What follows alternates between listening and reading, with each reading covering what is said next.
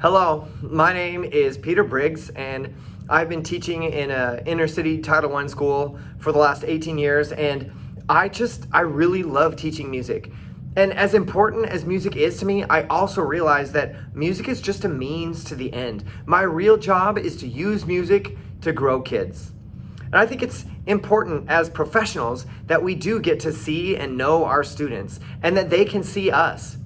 These are the strategies around cultural competency that allow us to build connections within our classroom, because it's when we have the connections with students that we're really able to get in and make the corrections that we need and help all of our students thrive and find that level of success. This is what I call trust psychology. It's the idea that if in a community you have a high level of trust, you will have a high level of success and achievement that results. And when that results start to change, we get to these ideas of growth and achievement, which leads us through the conversation of equity to really examine the different practices that we're using in our classrooms on a day-to-day basis.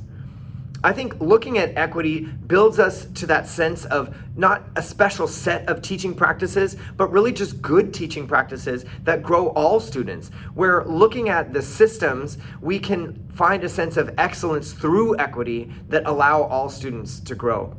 That's what I also call growth pedagogy. It's when you look at your classroom and your practices through the lens of growth, then what changes?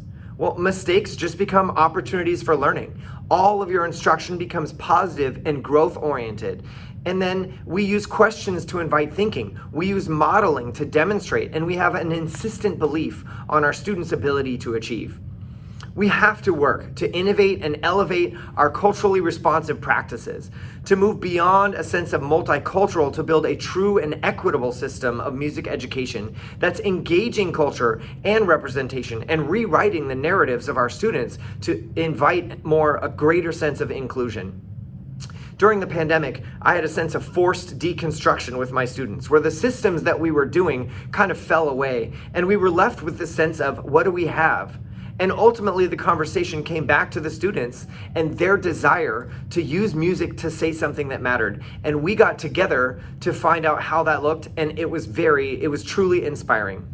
And I have found that as a teacher, if I want to inspire my students, I have to be inspired by my students. And these practices of culturally responsive teaching really lead us into that positive cycle where we're growing and learning from each other and experiencing music along the way.